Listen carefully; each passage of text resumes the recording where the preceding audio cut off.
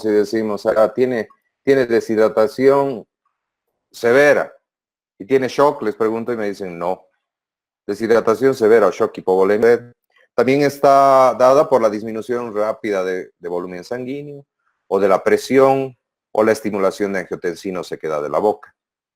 Y disminuye la sensación de sed cuando se presentan todos los que se muestran a mano derecha, como la disminución de la osmolaridad, cuando hay aumento de flujo, hay un aumento de la presión arterial o disminución de la angiotensina.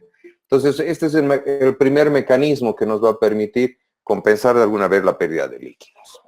La hormona antidiurética, que la conocen muy bien, que no hay necesidad de detallarla mucho, saben que es una hormona pequeña, pero sin embargo tiene una vida corta y que se degrada rápidamente por la vasopresinasa. Tiene 4 acciones fundamentales. Por un lado, la absorción de agua. Nos ayuda a mantener un equilibrio hidroelectrolítico adecuado. Nos ayuda con la resistencia vascular, en algunos casos con vasoconstricción y en otros con vasodilatación. Y nos ayuda a liberar algunas de las prostaglandinas renales que producen vasodilatación fundamentalmente. Existen varios receptores para la vasopresina, ¿sí? Se han descrito 3 y un cuarto que podría ser que es muy parecido al receptor de la oxitocina. El receptor 1, que es el que más conocemos, ¿no? Se encuentra en la vejiga, en los vasos, y generalmente producen vasodilatación directa o indirecta. Mientras que el receptor 2, que es el que la mayoría de nosotros conocemos conocemos ese efecto, se da generalmente en los riñones, ¿no? A nivel del túbulo colector renal, donde va a impermeabilidad del agua, ¿sí? Y puede producir a nivel endotelial en el mismo riñón vasodilatación. El receptor tipo 3 se encuentra a nivel de la hipófisis y se lo considera como un neurotransmisor y nos ayuda a la liberación de la hormona adenocorticotrofina. El receptor de oxitocina, que les decía que es el mismo que se utiliza para la oxitocina, entonces puede provocar vasoconstricción a nivel del útero, glándulas mamarias, y podría producir vasodilatación a nivel del endotelio. ¿Sí? El sistema renina-angiotensina tiene ese equilibrio hidroelectrolítico de acuerdo a las necesidades, ¿no? Por un lado, nos ayuda a regular la presión arterial, la hemodinamia o el flujo renal, que nos va a permitir una buena diuresis, la angiogénesis o formación de nuevos vasos, la liberación y reproducción de catecolaminas, y también actúa a nivel de terminales nerviosos, como hemos dicho, como neurotransmisor. Recuerden el angiotensinógeno, ¿no? Que es el producto inicial, el sustrato inicial, a partir del cual se produce la angiotensina y que es una reproducción de la renina, renal. Sí, la renina es la que entonces va a iniciar toda esta cascada de eventos hasta conformar lo que viene a ser la angiotensina 2, ¿no? Y esta angiotensina 2 es la que conocemos la mayor parte de sus efectos. Sabemos perfectamente que algunos inhibidores, como la enzima convertidora o la enzima que va a bloquear a la enzima convertidora de la angiotensina, por ejemplo, se utiliza como medicamentos para bajar la presión arterial en pacientes hipertensos, ¿no? Es esta enzima fundamentalmente la que degrada rápidamente a la angiotensina a un componente ya más inerte y con menor efecto, ¿no? Esta se encuentra, la angiotensina, la ECA se encuentra a nivel de la vasculatura pulmonar, epitelio intestinal, en el mismo cerebro, etcétera, ¿sí? Entonces, si vemos, existen fundamentalmente 2 tipos de receptores para la angiotensina, la 1 y la 2. ¿No? La 1 ya se encuentra ya en los vasos sanguíneos, a nivel renal, se encuentra en las glándulas adrenales, el corazón, el hígado, el cerebro fundamentalmente, y en todos ellos ejerce un efecto vasoconstrictor, sistémico y renal muy poderoso, ¿no? Y puede ser incluso mucho más fuerte, mucho más poderoso que la misma adrenalina. En cambio, el otro receptor, que es el 2, se encuentra más que todo a nivel de la médula adrenal, el útero, los ovarios. En el feto tiene bastante y ciertas zonas cerebrales. Tiene un efecto contrario al anterior, o sea, un efecto vasodilatador bastante importante. Otra hormona que vale la pena mencionar un poco es el péptido natriurético auricular, que a veces no la mencionamos mucho, ¿no? Esta es una hormona, es también pequeña, ya que nos ayuda muchísimo en la regulación del agua corporal, ¿sí? Se ha identificado 3 tipos de moléculas y se las ha denominado tipo A, tipo B y tipo C. La A fundamentalmente que funciona a nivel de la aurícula, del corazón, la B que funciona más que todo a nivel cerebral y la C que generalmente se ve más a nivel renal. Entonces, este péptido natriurético, el atrial, el que funciona a nivel A, fundamentalmente actúa sobre el sistema cardiovascular, ya también en el riñón y también el sistema nervioso central. ¿Qué efectos tiene? No va a disminuir la presión arterial por reducción de la resistencia, o sea que produce un efecto de vasodilatación importante. Reduce el tono simpático de la vasculatura periférica, y esto también va a reducir un poco la presión arterial. Tiene efectos cardiovasculares muy similares, el C especialmente, tiene efectos cardiovasculares similares al péptido natriurético atrial, pero el C es un potente dilatador del sistema venoso, o sea que también nos puede ayudar a disminuir. Entonces, ¿cuáles son las acciones que más conocemos del péptido natriurético y del que viene el nombre, ¿no? O sea, produce natriuresis y poliuria, o sea, una pérdida de agua y sodio a través de los riñones. Este tiene un efecto directo sobre los túbulos renales, ¿sí? Aumenta también, se ha visto, la producción de una sustancia llamada urodilantin, que es un potente dilatador aferente renal. Por tanto, esa vasodilatación hace que incremente el flujo en la arteria aferente y, por tanto, haya mayor filtración glomerular. Y al momento en que se vaya a disminuir la reabsorción de sodio, se va a disminuir también la reabsorción de agua y, por tanto, va a haber una pérdida de líquido ya continua. Por eso es que se le llama la hormona natriurética atrial y que tiene un efecto completamente opuesto al que se presentaría con la hormona antidiurética que habíamos mencionado antes, ¿sí? En el sistema nervioso central, este péptido natriurético ya participa en la regulación de la función de vasoreceptores periféricos, ya inhibe la secreción también de vasopresina y corticotrofina. Bueno, ahora sí entraremos en tema haciendo un preámbulo sobre las alteraciones, o sea, las situaciones fisiológicas que tratan de compensar. Entonces hablaremos de estos desequilibrios hidroelectrolíticos. Entonces es importante primero hablar qué es el agua corporal total. El agua corporal total, a través de las edades, como pueden ver en este cuadro, ¿no? Fíjense que un prematurito, por ejemplo, de 32 semanas puede tener un 90% de agua corporal total, por eso es que son tan susceptibles a la deshidratación, al shock. O sea que si no lo abrigo y pierde calor a través de la piel o está respirando mucho con una taquipnea sostenida, este paciente va a perder agua rápidamente. Y vean cómo a través de la edad, esta agua corporal total va disminuyendo, ¿no? En el lactante más o menos es el 70% y en el adulto ya generalmente se encuentra alrededor del 45% en los varones, el 60% de los varones y un 55% en las mujeres. Y los adultos más obesos generalmente tienen un 45% de agua corporal total. Esto es muy importante tener en mente.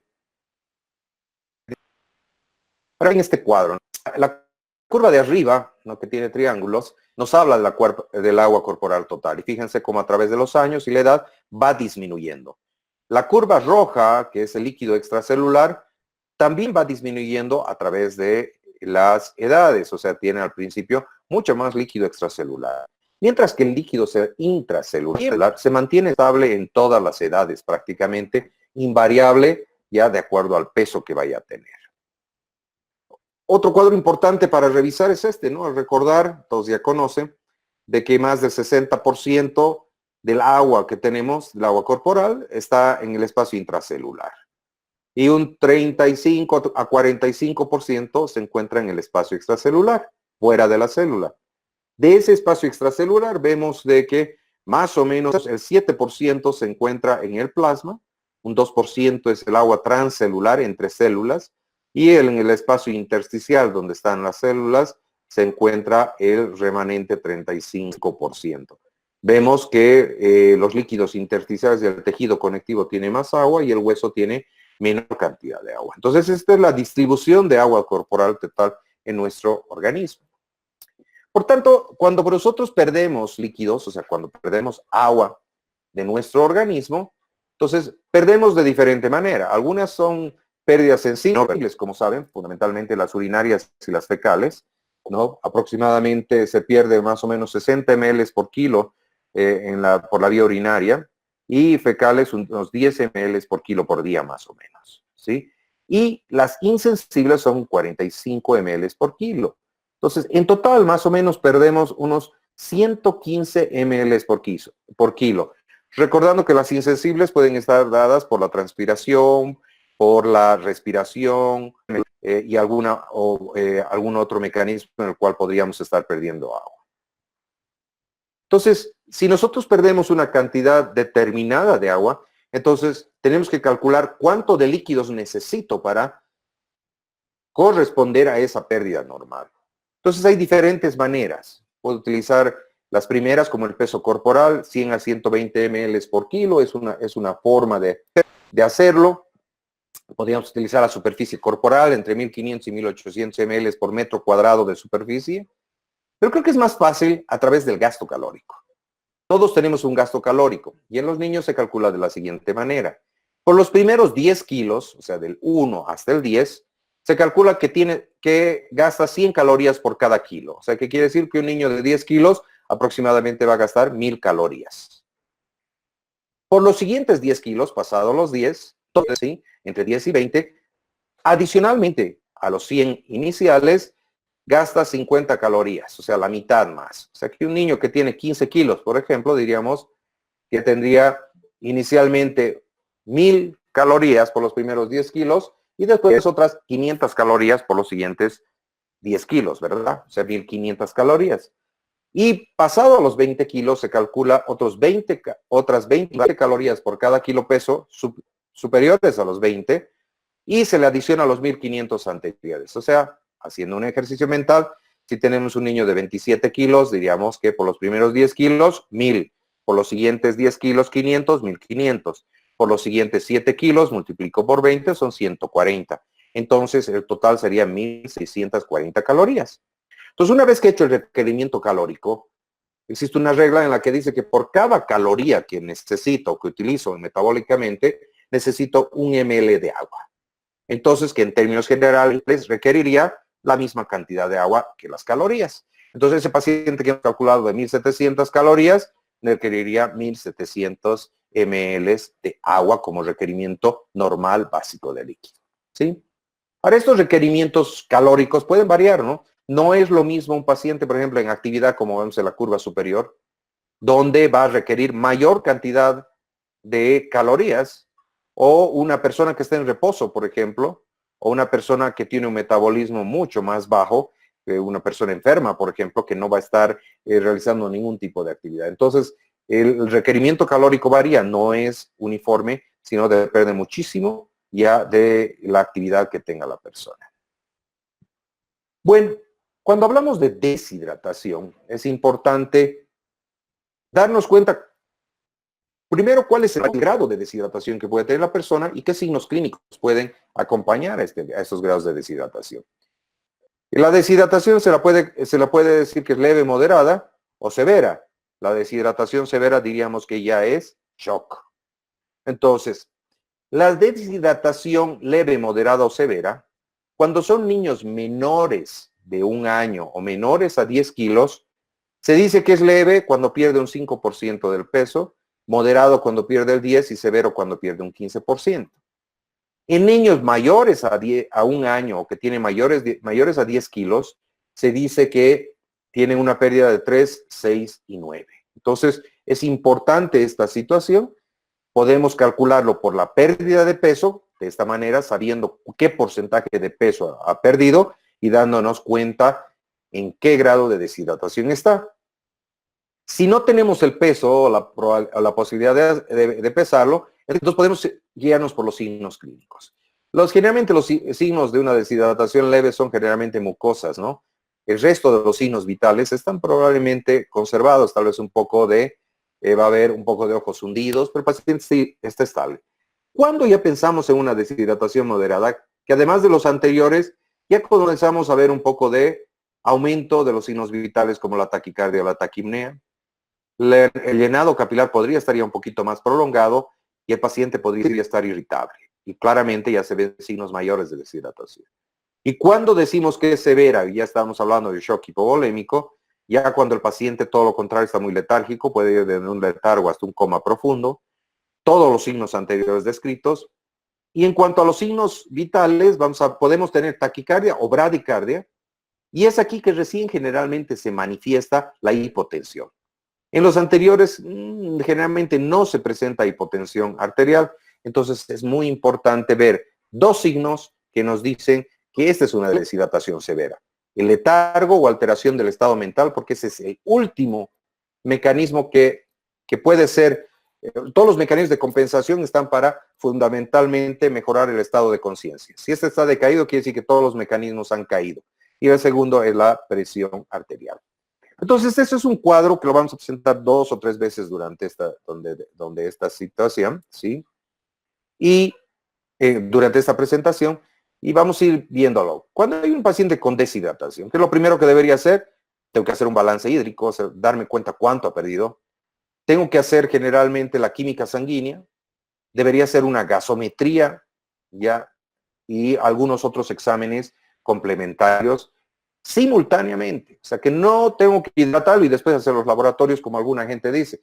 Dar electrolitos y gasometría después de haberlo hidratado. No es correcto. Una vez que ya lo tengo al paciente, lo que tengo que definir es en qué estado está, leve, moderado, severo. Si es leve, ya saben perfectamente, le damos hidratación oral, si mejora, lo mandamos a la casa. Pero si no mejora, lo hospitalizamos. El problema es cuando ya comienza a tener deshidrataciones moderadas a severas. Entonces, ya en las moderadas, lo que vemos es si hay alteraciones hidroelectrolíticas o ácido base. Si existen estas, tiene que ser hospitalizado. Y en la severa, ya obviamente hay que utilizar el ABC de la reanimación y hospitalizar. Una vez que hemos decidido hospitalizar en estos dos últimos casos, lo siguiente que debemos nosotros plantearnos es la siguiente. ¿Qué tipo de deshidratación es? ¿Isotónica, hipotónica o hipertónica? ¿Sí? Porque el tratamiento va a ser diferente en los tres tipos. Entonces, esto vamos a ir desglosando progresivamente a medida que avance el tema. El 90% de las deshidrataciones son isotónicas o hipotónicas. O sea, ¿qué quiere decir? Que un solo 10% va a ser deshidrataciones de tipo hipernatrémicas o hipertónicas. Eso es importante tener en cuenta. Las deshidrataciones, todas, más las isohipotónicas, nos llevan a una acidosis metabólica. Por tanto, la gasometría es importante para saber qué tan profundo puede ser esa deshidratación que está teniendo el paciente. ¿Y qué signos de alarma tendríamos en un paciente deshidratado? Si está choqueado, obviamente, si tiene alteraciones de sensorio, si tiene un estado tóxico infeccioso que me puede hacer sospechar que no solo es hipovolémico, sino séptico, cuando ya es una acidosis muy severa, cuando tiene dolor abdominal intenso, que podría ser ya que tiene un abdomen agudo, ¿no? O la presencia de vómitos biliosos que nos diría de que puede haber una obstrucción. Entonces, ¿cómo manejo estos estados de deshidratación? Tengo que calcular lo primero, los líquidos totales en 24 horas. ¿Se acuerdan? Hemos hablado del requerimiento. Primero calculo el requerimiento. Luego debo sumarle el déficit de grado de deshidratación, de acuerdo a lo que tiene el paciente, cuánto de déficit tiene. Y después deberíamos adicionarle las pérdidas concurrentes. ¿Qué más calculo que va a perder en las próximas horas? Todo eso debería reponerse en 24 horas. Entonces, ¿cómo calculo el déficit? Hay varias formas. Pero la mejor manera es, ya hemos dicho, leve, moderado o grave en los lactantes, en los pequeñitos menores de un año, menores de 10 kilos, generalmente decimos 50, 100 y 150. 50 ml por kilo para la leve, 100 ml para la moderada y 150 para la severa. En los niños mayores decimos 30, 60, 90, si se acuerdan, 3, 6, 9. 30 para la leve, 60 para la moderada o 90. Entonces, si se acuerdan los cuadros anteriores que les mencioné, la deshidratación leve en menores de 10 kilos es 5, 10 y 15. Y la reposición 50, 100, 150. Mientras que en los niños mayores sería 3, 6, 9, sería 30, 60, 90. Y es creo la forma más fácil. Ahora, ¿cómo calculo el mantenimiento? Habíamos dicho que el mantenimiento lo puedo calcular en forma calórica, ¿verdad? calculando las calorías. Otra forma es esta fórmula que le llaman la fórmula de Holiday-Seager, ¿sí? Que nos dice exactamente lo mismo que la fórmula calórica. Nos dice que de 0 a 10 kilos, como se ve en la primera columna, ya se debería dar 100 cc por kilo por día. De los 11 a 20 kilos debería darse los 1000 de los primeros 10 kilos, más 50 ml por kilo, y cuando son 20, más de 20, debemos dar los 1500 iniciales, más 20 ml por kilo, que ya lo mencionamos anteriormente. Si nosotros vemos ya entre las pérdidas insensibles y las pérdidas renales, hemos dicho que perdemos 110 cc por día, y solo le estaríamos reponiendo 100 cc por día. Entonces habría como un déficit, pero no debemos olvidarnos que todos los mecanismos metabólicos de nuestro organismo producen agua, y esa producción endógena de agua se la llama agua endógena, y eso compensa generalmente ese 10%. Si no consideramos esto, vamos a ir sobrehidratando, y más si es un paciente enfermo, va a tender a hacer espacio y se va a edematizar. El mantenimiento, o sea, el líquido que he calculado de mantenimiento con la fórmula de Holiday-Seager, siempre deberíamos reponerlo con soluciones glucosadas. El mantenimiento se da dextrosa al 5% por lo general, y además con una combinación de cloruro de sodio y cloruro de potasio para reponer los electrolitos, que vamos a ver después un poco más. Cuando hay shock hipovolémico, ¿qué es lo primero que deberíamos clínicamente valorar? La frecuencia cardíaca, la perfusión sistémica y la presión sanguínea. Esto es muy importante. Cuando hablo de perfusión sistémica, mucha gente no piensa en que esta se refiere a pulsos, perfusión, nivel de conciencia y gasto urinario. O sea, qué tan bien perfundidos están esos órganos vitales, tanto la piel como el cerebro y los riñones. Y obviamente la presión arterial, que va a estar afectada. La piel, ¿qué es lo que deberíamos valorar en la piel? La temperatura, el llenado y el color. Por ejemplo, la piel marmórea es característica en los neonatos que puede venir incluso con una sepsis, con una infección. O si hay cianosis, cianosis periférica o central.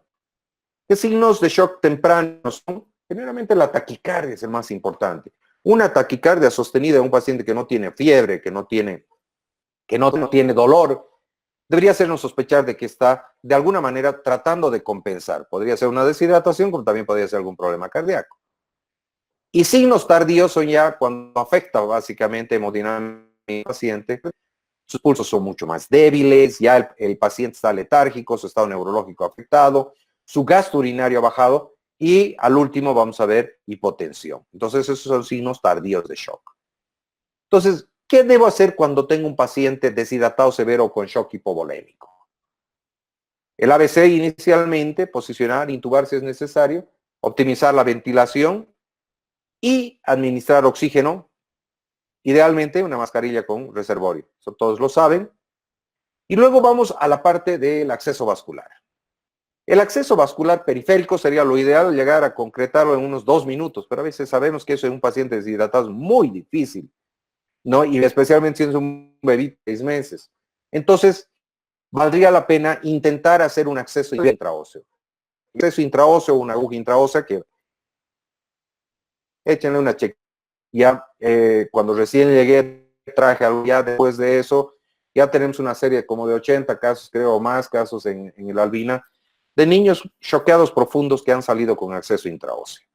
Este nos permite dar el fluido directamente a la médula ósea, y de ahí ingresar al torrente sanguíneo.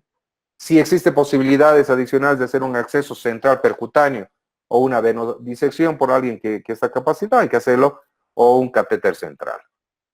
¿Qué se debe dar para reponer la fase inicial de hidratación en un paciente? Siempre soluciones cristaloides y extraordinariamente ya los coloides. Es importante ver este cuadro, cómo se distribuyen los líquidos.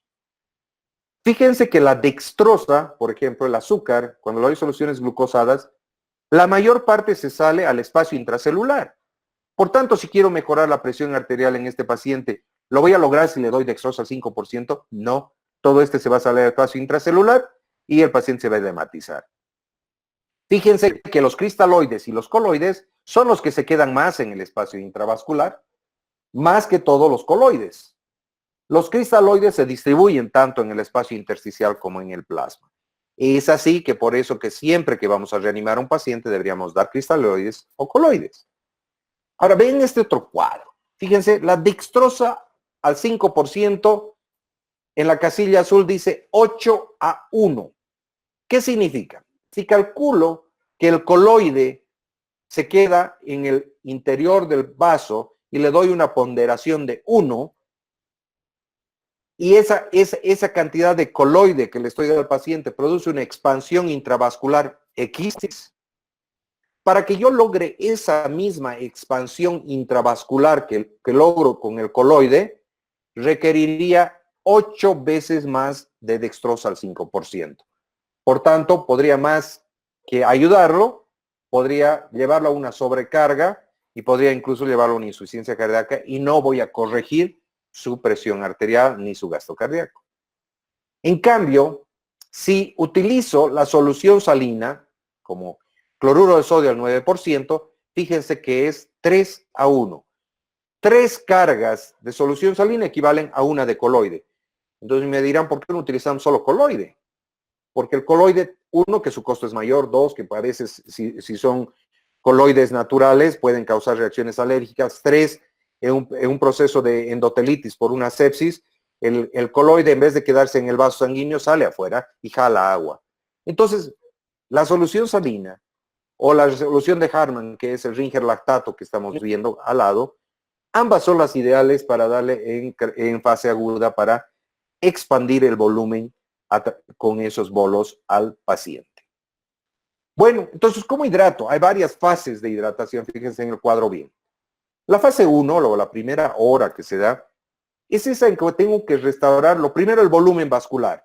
Si está deshidratado intravascular, el paciente está con tendencia a choquearse. Entonces, lo primero que debo hacer es mejorar esta. ¿Y cómo lo hago? Con bolos de cristaloides de 20 ml por kilo y puedo repetir hasta 3 veces. Esto mejora los signos vitales, aumenta el gasto urinario y mejora el nivel de conciencia. De 1 a 9 horas, o sea, las siguientes 8 horas, la idea es restaurar parcialmente el déficit de líquido extracelular y mejorar el ácido base.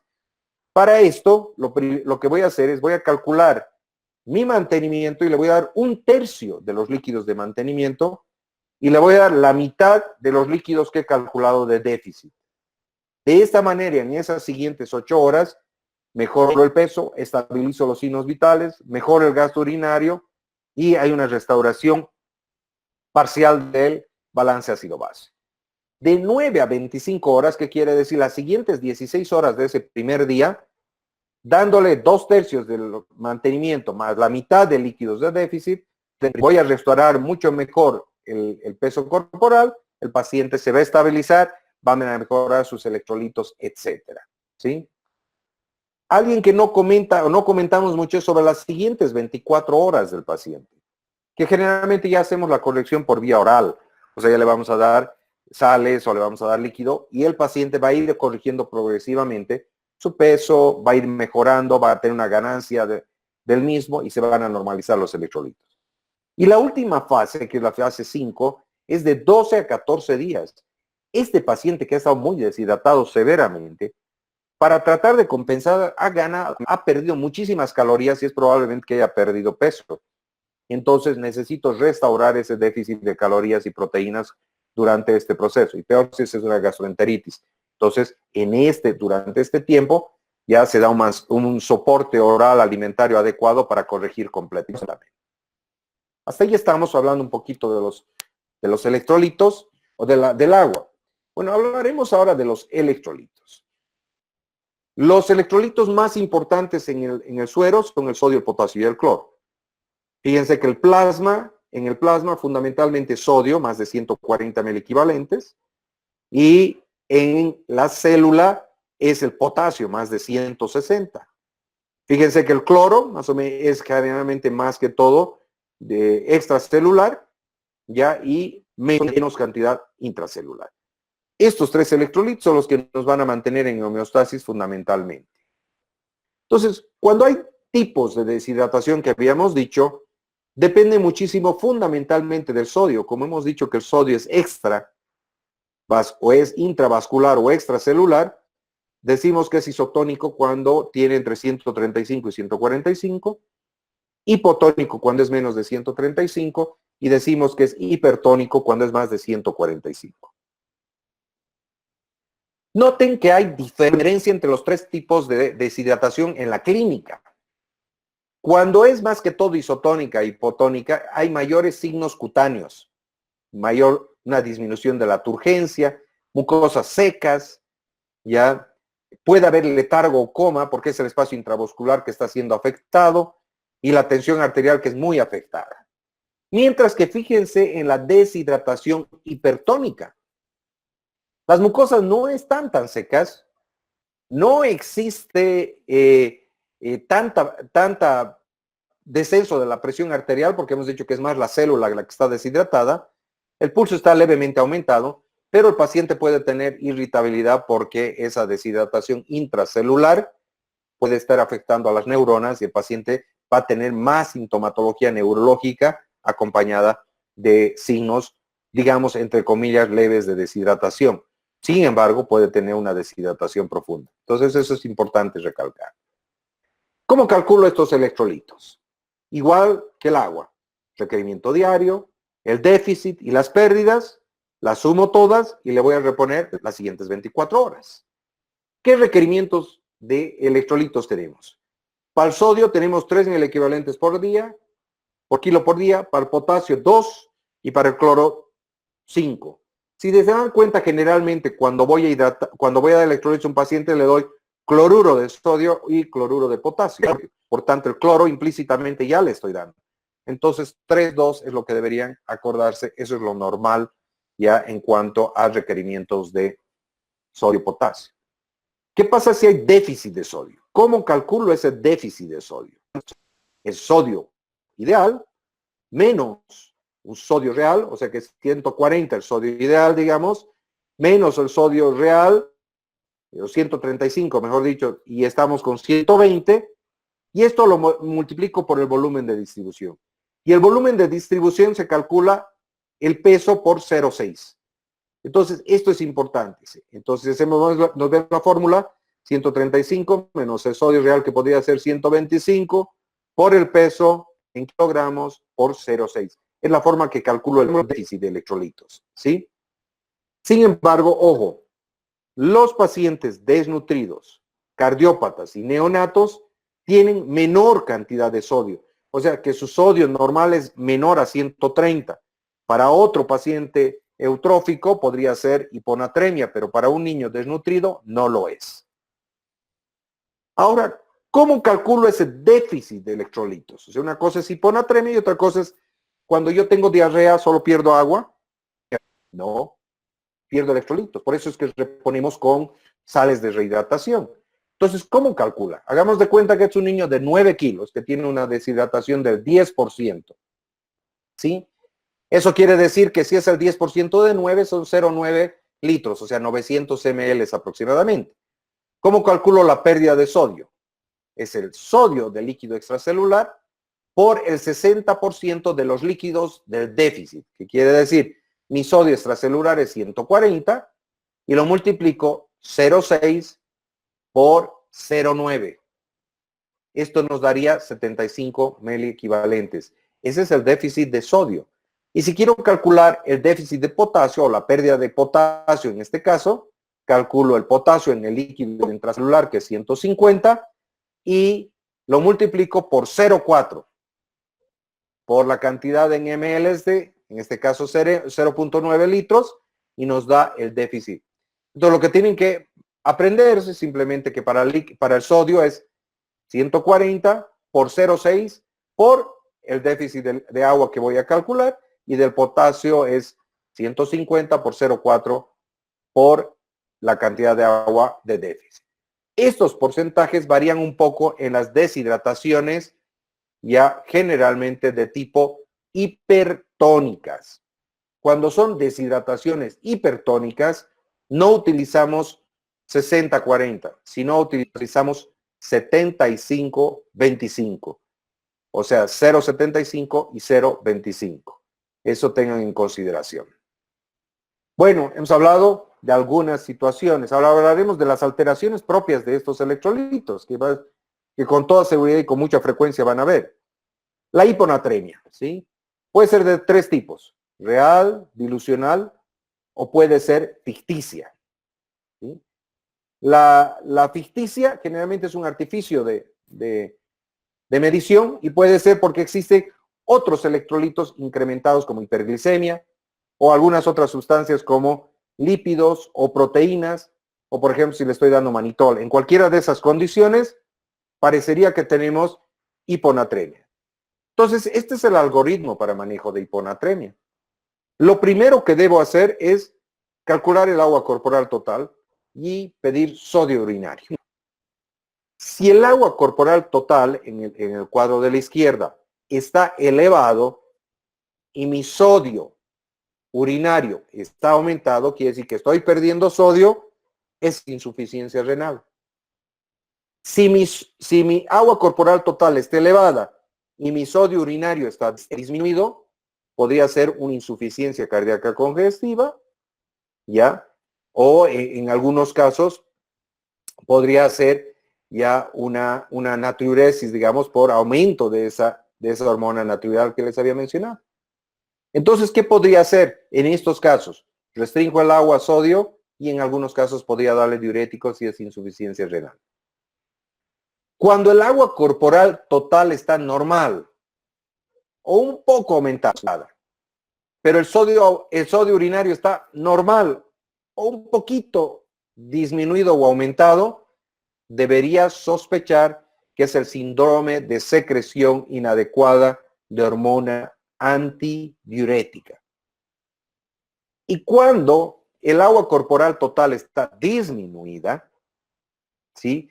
Y el sodio urinario está disminuido, decimos que estamos perdiendo agua en algún lado, y realmente son pérdidas gastrointestinales en la piel, por ejemplo, una fibrosis quística. Y cuando el agua corporal total está disminuida y el sodio urinario está aumentado, quiere decir que estamos perdiendo sodio urinario ya en grandes cantidades. Entonces, ¿qué hacemos en estos casos?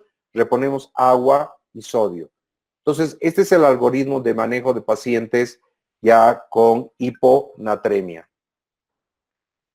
¿Cuál es el cuadro clínico? Va a depender mucho de la edad, del tiempo de instalación y el nivel del sodio. Neurológicamente puede provocar letargo, convulsiones cuando está muy bajo, gastrointestinal, puede provocar anorexia, náuseas, vómitos, debilidad, reflejos sostenidos disminuidos y calambre. ¿Cuál será el tratamiento de una hiponatremia?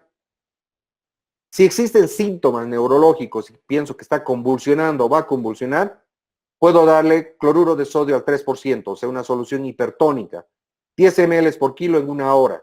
Con esto voy a condicionar de que por lo menos el sodio suba más allá de 120 ml equivalentes. Entonces, y lo voy a alejar del umbral para las convulsiones. Se dice que si el sodio sérico está menos de 115, existe mayor probabilidad de convulsiones. Otros síntomas, si tuviera, puedo corregirlos lentamente. 24 horas, no requiero hacerlo rápidamente. Especialmente con más cuidado debo corregir en aquellos pacientes que les había dicho, desnutridos, cardiópatas o con hepatopatías, en cual no debería plantearme un objetivo de 135, sino de solamente 130. La hipernatremia, que es lo contrario, que quiere decir que hay un sodio mayor a 150.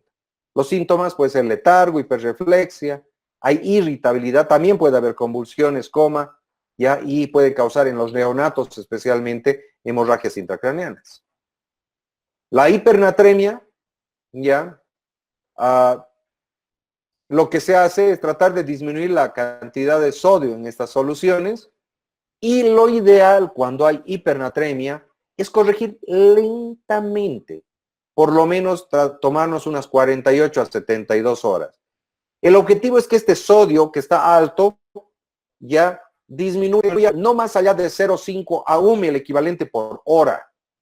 Si bajo muy rápidamente, va a haber un efecto de rebote de agua y va a entrar el agua rápidamente dentro de la célula y nos va a producir edema cerebral, convulsiones y muerte. Es por esto que las deshidrataciones ya hipertónicas se las debe corregir, mejor si es por la vía oral, pero si no se puede por la vía oral, corregirlos lentamente en el transcurso de unas 48 a 72 horas. Entonces, volviendo al cuadro inicial que les mencioné, había ya resume en una deshidratación isotónica qué es lo que le voy a dar al paciente. Requerimientos, fíjense al final, ¿no? Al lado izquierdo, el requerimiento más el déficit, más su sodio y su potasio y las pérdidas actuales. ¿Ya? En el caso de hipotónica, igual el requerimiento más su déficit, ¿ya? Y en este caso el déficit de sodio más le voy a adicionar y voy a tratar de corregirlo también y tendré que hacer una química sanguínea. En el caso de la isotónica, la química sanguínea puedo repetirla en unas 8 a 12 horas, mientras que en el otro, lo más antes, unas 2 a 4 horas. Y en el caso de hipertónica, ya voy a ir disminuyendo poco a poco esa cantidad de sodio y la hidratación para que no tengamos ese efecto de rebote que mencioné y haré una química sanguínea, en este caso mediré el sodio 1 o 2 horas después. Entonces, eso es importante. Ya ha pasado, me he trancado. Ya. Ahora hablaremos de la hipocalemia, ¿sí? La hipocalemia, ya que es otro estado de emergencia que nos puede complicar la vida, ya generalmente tiene efectos cardiovasculares iniciales, bloqueos de auriculoventriculares, una depresión ST, puede haber una T plana o en U generalmente, o sea, hacia abajo.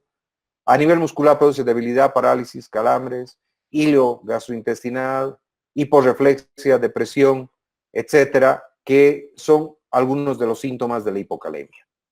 ¿Qué vemos? Entonces, cuando tengo un paciente con hipocalemia, tengo que hacer un electro. Entonces, fíjense, aquí hay un electro. Podemos tener aplanamiento de la onda T, como vemos, o podría haber una onda U, o una ST invertida o una U prominente. Puede condicionar un QTc prolongado, y esto es peligroso.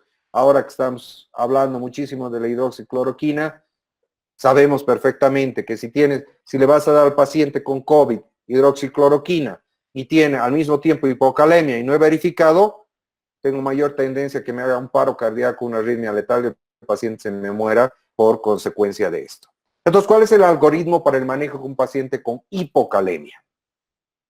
Lo primero que hago es un electro y una gasometría. Si el potasio es menos de 2 y el electro es anormal, que quiere decir, veo esas imágenes que he mencionado, debería darle una corrección de potasio relativamente rápida de 0,3 a 0,5 miliequivalentes por kilo en una hora, pero por bomba y con electrocardiograma monitorizado. No puedo darle en bolo rápidamente con jeringa porque lo puedo matar al paciente. Si el potasio está entre 2 y 3 y el electro es anormal, podría dar una corrección menor de 0,2 a 0,1 ya en una hora, pero igual bajo las mismas condiciones. Y si el potasio está más de 30 y el electro está normal, la corrección no requiero hacerlo rápido, la puedo hacer lentamente durante las siguientes 24 horas. ¿Qué pasa con el estado opuesto? La hipercalemia. ¿Ya? Cuando existe hipercalemia, vemos que puede haber una onda T más bien más amplia. Fíjense, una elevación de la onda T, ¿sí? Puede presentarme una depresión de los segmentos ST en algunos momentos, un intervalo PR, QRS o QT también prolongados, puede producir bradicardia, arritmias ventriculares.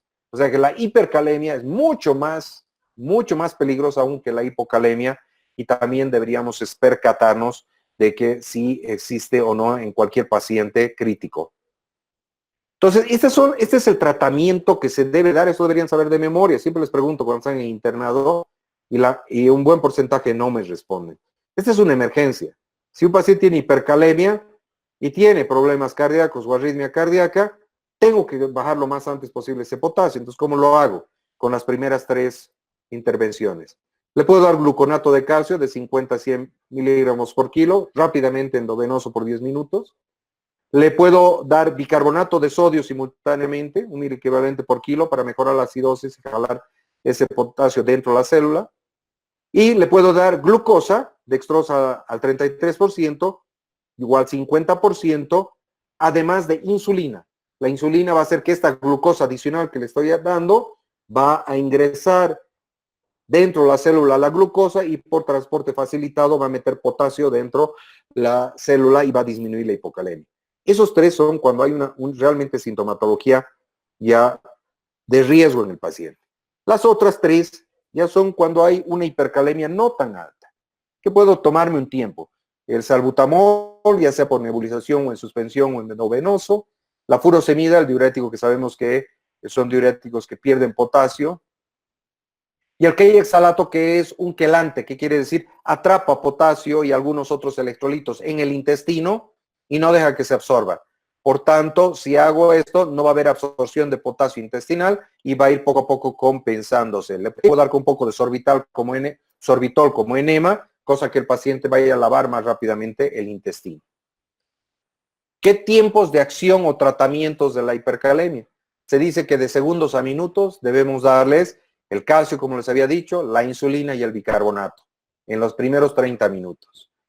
Las siguientes 4 horas podríamos dar algunos agonistas de aldosterona, resinas como el Kayexalate que les mencioné.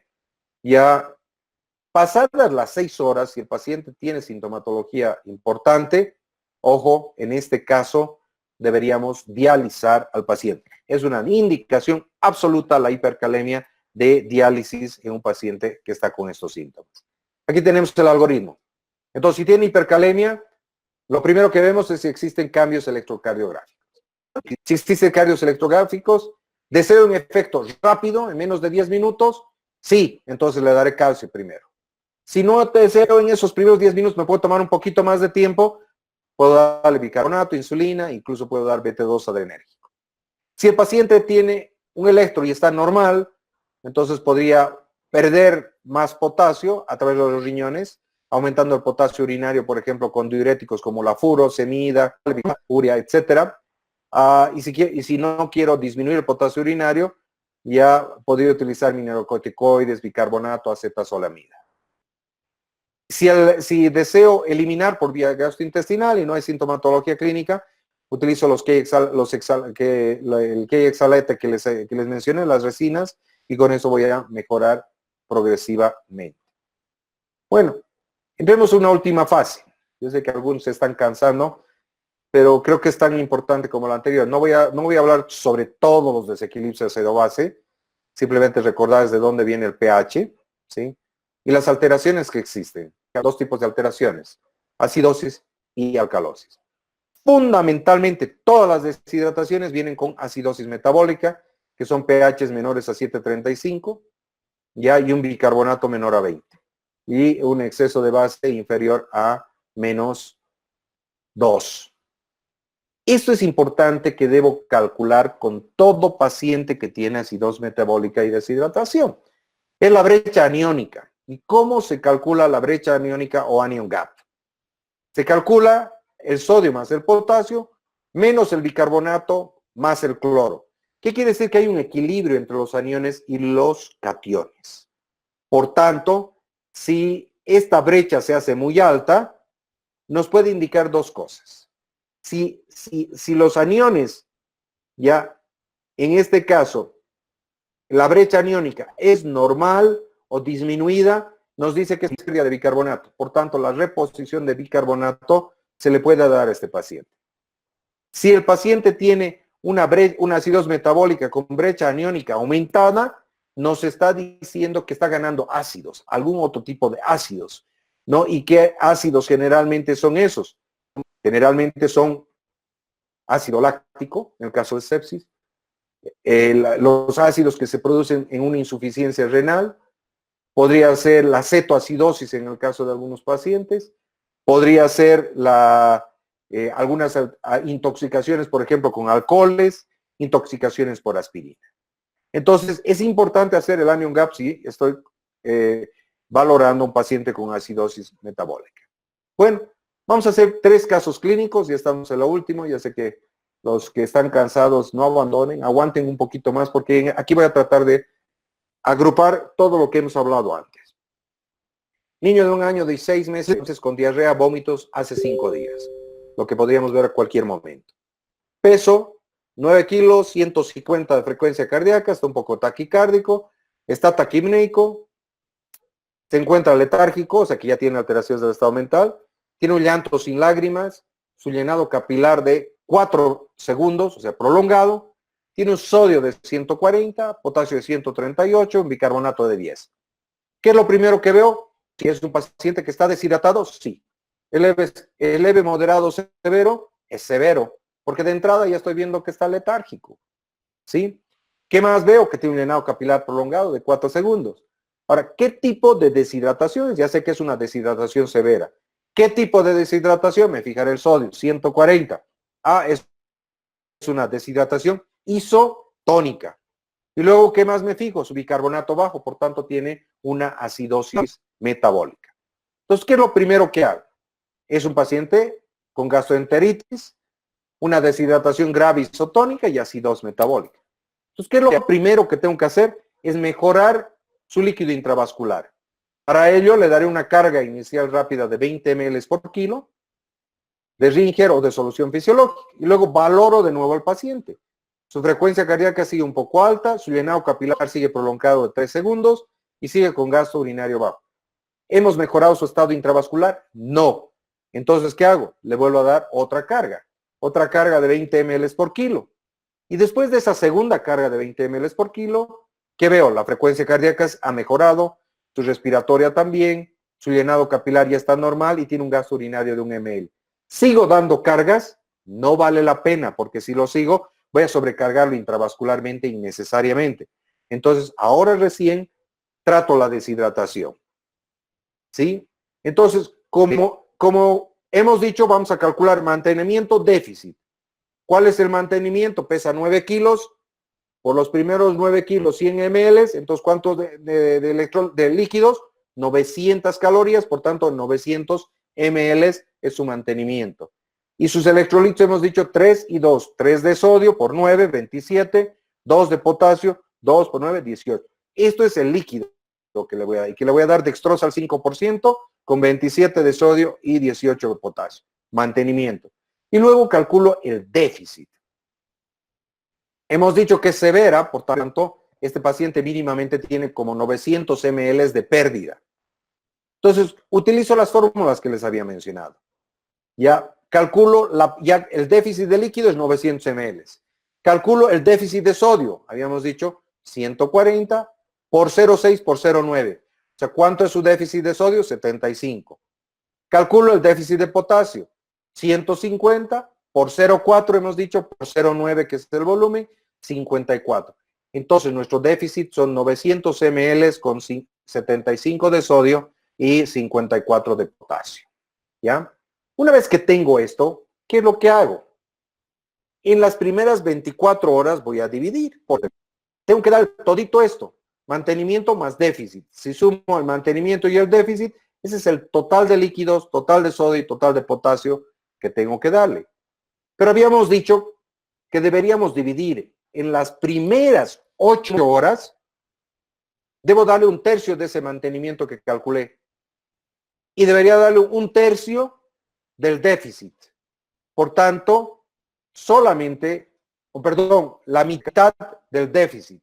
Por tanto, si sumo todos estos, voy a estarle dando esas primeras 8 horas 750 ml de líquido, 46 de sodio y 33 de potasio. Eso es más o menos la suma de todo. ¿Y qué pasa las siguientes 16 horas? Le voy a dar lo que me sobra, los 2/3 de mantenimiento que me quedan, más la otra mitad del déficit. O sea que si sumo ambos, nos va a salir este cálculo para este paciente y lo voy a terminar de hidratar en esas 24 horas. El segundo día ya cambiará la vía oral y el paciente está despierto, entonces ya no necesito seguirle dando endovenoso. Vamos al caso clínico 2, paciente igual con diarrea de 1 año, peso 8 kilos, taquicárdico, taquipneico, poco de fiebre. Su sodio, 125. Su bicarbonato, 13. Entonces, ¿qué nos está diciendo?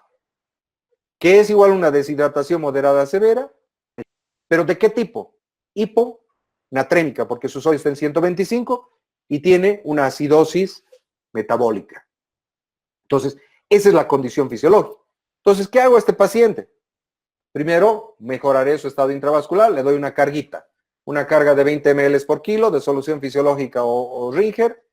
¿Y qué sucede? El paciente, su frecuencia cardíaca baja un poco, su llenado capilar, pero sigue con gasto urinario bajo. O sea, quiero que orine mejor este paciente para que no me haga una insuficiencia prerenal. Se le vuelvo a dar una carguita más. Después de esa otra carguita, su llenado capilar está perfecto, su frecuencia cardíaca ha bajado y su gasto urinario es más de 1 ml. Entonces ya me dice de que este paciente está intravascularmente, ya está completado. Por tanto, ¿ahora qué hago? Calculo el mantenimiento que tiene este paciente. En este caso, 8%, 800 calorías, 800 ml de líquido es su mantenimiento, más el sodio 3 y el potasio 2 por kilo, ya tengo todo el mantenimiento. Luego, ¿qué calculo? El déficit de líquidos, hemos dicho, es moderada, más o menos 800 ml. Y luego calculo la pérdida de sodio, lo que haría en una isotónica, 140 por 0,6 por 0,8, ya sé cuánto de sodio, y del potasio 150 por 0,4 por 0,8, me sale 40. Ya sé el déficit de líquido, el déficit de sodio y el déficit de potasio. Sin embargo, este paciente tiene un déficit adicional de sodio, si se acuerdan, ¿verdad? Porque eso está hiponatrémico. O sea, no solo el déficit normal por la deshidratación, sino que tiene un déficit inicial. Entonces calculo ese déficit de sodio de acuerdo a la fórmula, ¿se acuerdan? Sodio ideal menos el sodio real, 135 menos 125, por el peso, por el volumen de distribución que es 0,6. Entonces ya tengo que tiene un déficit adicional de 48. Entonces, en total, ¿cuánto más debería darle? Ese déficit de 48 más 67 que ya había calculado anteriormente. Entonces, este es todo el sodio que tengo que darle. Entonces, si veo en 24 horas todo lo que le voy a dar, mantenimiento más déficit, los electrolitos más el sodio más el potasio, entonces, ¿qué es lo que hago? En las primeras 8 horas le voy a dar 1/3 del mantenimiento y la mitad del déficit. Y en las siguientes 8 horas le voy a dar los otros 2/3 del mantenimiento más la otra mitad del déficit que ya he calculado. Vamos al último caso, el caso clínico tercero.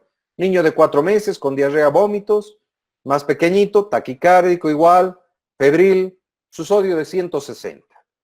Su bicarbonato está abajo. Por tanto, es una deshidratación probablemente moderada, ¿sí? Probablemente infecciosa, es hipertónica, que eso es lo que nos debe llamar la atención, y tiene acidosis metabólica. Entonces, el rato que me dice hipertónica, a mi cabeza tiene que venir que a este tengo que hidratarlo lentamente. Entonces, le daré una carga. Muy bien, le daré una carguita. Pero si el paciente está despierto, está lúcido, mejor si no le doy ninguna carga y le haré una hidratación lenta.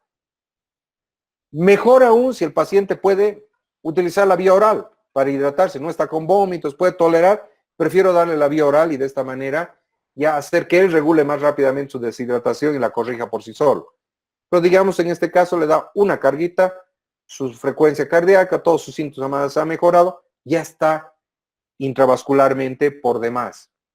Entonces, ¿qué hago? El siguiente paso, calculo líquidos de mantenimiento, calculo los requerimientos electrolitos, igual que en el anterior. Luego calculo el déficit de líquido, porque en este paciente, al tener más electrolitos, en eso, más sodio, hay un déficit de líquido y un déficit de agua libre. El déficit de líquidos es 500 ml, de acuerdo a la fórmula que hemos dicho, 500 por cada kilo. Y el déficit de agua libre lo calculo por esta fórmula. El sodio observado menos el sodio ideal, el que tengo medido, por 4 por 5. Y de esta manera determino que 300 ml es el déficit de agua libre. Y luego calculo el déficit de contenido de solutos. ¿Y cómo calculo eso? El déficit de líquidos, que dije 500, le resto el déficit de agua libre y por tanto el déficit de contenido de solutos es 200 ml. Entonces, fíjense cuán poquito es lo que tengo que reponer en este paciente. Son solamente 200 ml. Y luego calcularé, como hemos hecho siempre, la pérdida de sodio y pérdida de potasio. Pero si se acuerdan, en los otros dos tipos de deshidrataciones utilizo 60-40. En este caso utilizo 75 y 25. 140 pero 0,75 por 0,2 y 150 por 0,25 y 0,2. Tengo ya mi déficit de sodio y potasio total. Entonces, el primer día le voy a dar todo esto. ¿Sí? Todo esto. En realidad, la mitad nada más. La mitad de esto, como hacíamos antes, en 8 horas, en vez de que sea 8 horas, le voy a dar solo la mitad en 24 horas. Y el segundo día, preferentemente ya no le voy a dar nada. Si todavía no tolera la vía oral, le daría la otra mitad más la otra mitad del déficit que tenemos del paciente. Entonces, ¿qué es lo que puedo decirles de esta deshidratación severa? Lo más importante es que la hidratación debe ser lenta, porque no tienen signos muy notorios de deshidratación cutánea, como habíamos dicho. Generalmente son otro tipo de síntomas, generalmente neurológicos, y el edema cerebral es nuestro peor enemigo. No sé si tienen alguna pregunta. He tratado de resumir, la presentación se las voy a subir. Mi consejo es de que hagan ejercicios, hagan unos 2 o 3 ejercicios, inventen unos 2 o 3 ejercicios con las fórmulas que les he planteado, uno de cada tipo, hiponatrémica, isonatrémica y hipernatrémica, y van a darse cuenta de que van a manejar. Si creen que la IEPI se utiliza en otros países del mundo para aquellos que van a estudiar pediatría, están equivocados. No se utiliza. Utilizan eso para los que son monitores o los que son simplemente técnicos en salud. Esa es la forma como se debe corregir los déficits hidroelectrolíticos ya en todo paciente pediátrico y también en adultos, pero con otras variantes. ¿Alguna pregunta?